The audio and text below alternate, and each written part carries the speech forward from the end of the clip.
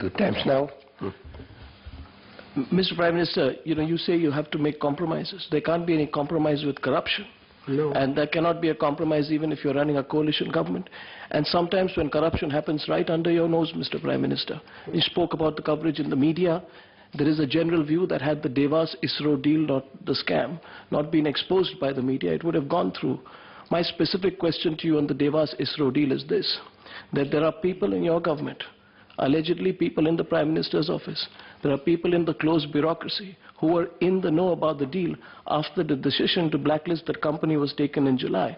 And now we know that they were still in backroom talks with the same blacklisted company till a few weeks back. In that context, Mr. Prime Minister, there are people who are in the know about a scam of a deal, they delayed action in the deal, and they continued some backroom talks, and we were told these talks are normal.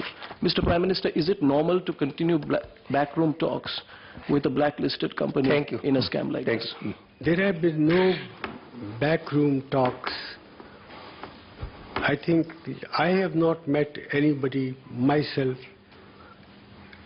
and the decision of the Space Commission to annul the deal was taken on the 10th of July.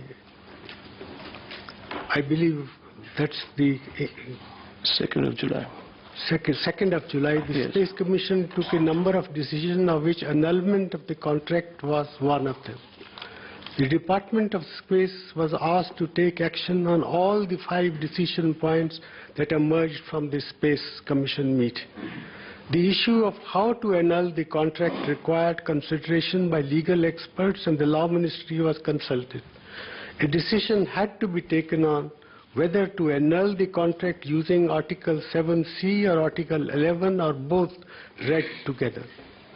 Eventually, it has been decided that the government should take a sovereign policy decision regarding the utilization of space segment capacity, which uses S-band spectrum having regard to the country's strategic requirement. I would like to mention that although the Space Commission took a decision to annul the contract in July 2010, the actual cabinet note was received from the Department of Space in the PMO only in November 2010, and even then there were a number of, I think, consultations to polish it up, and at the most you can say that between November and now, I think the Prime Minister's office has got this note for the cabinet. Decision has been taken now, I think, but it requires consultation. Okay, Mr. Prime Minister, the talks were not with you, but by people, with people within your office and after November. That's just a point I want to make. Do you buy the zero loss claim and the 2G scam? No, and you promise. Goswami, please don't. This is not an interrogation of the Prime Minister. Please, you don't jump from one subject to another. The Prime Minister is trying to answer your question on ISRO business. Let him finish. Show him the courtesy. Show him the courtesy. Let me say, I was just following up.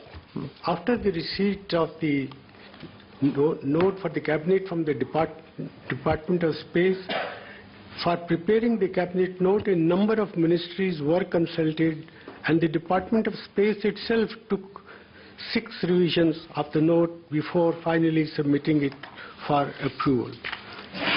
It is certainly true that a number of letters were received by members of the Space Commission, including officials in the PMO, from Devas after August 2010, including as late as a few days ago.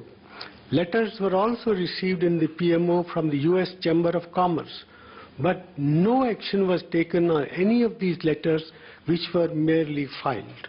At no stage was Department of Space asked by the PMO to comment on the points made in these letters. They had no impact whatsoever on the processing of the case. On the contrary, PMO followed up its verbal reminders to the Department of Space by sending a letter to the Department of Space in October 2010 seeking a status of follow-up of the decision taken by the Space Commission in its July 2010 meeting.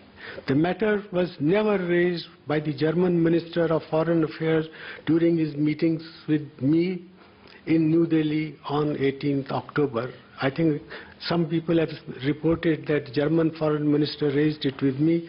There is no, I think, such meeting. The meeting did take place, but he never mentioned anything. It is a fact that meetings did take place between Devas and officials of the Department of Space, ISRO and Antrix after July last year, since the agreement had not actually been annulled. But no further actions were taken by the Department of Space or ISRO to implement the agreement. No assurance was given in contravention of the recommendations of the Space Commission.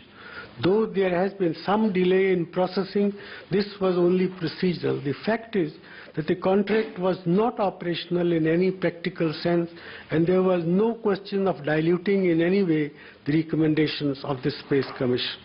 All the consultations are now almost complete.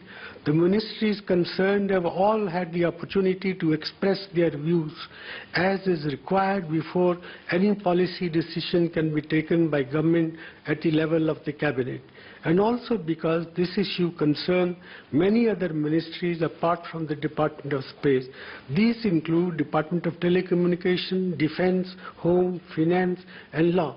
The matter is expected to be put before the Cabinet Committee of Security for a final decision. So that's the state of affairs. Thank you. There has been no effort in the Prime Minister's office to dilute, I think, in any way the decision taken by the Space Commission in July 2010. On that, I would like to assure you, and through you, I would like to assure the country.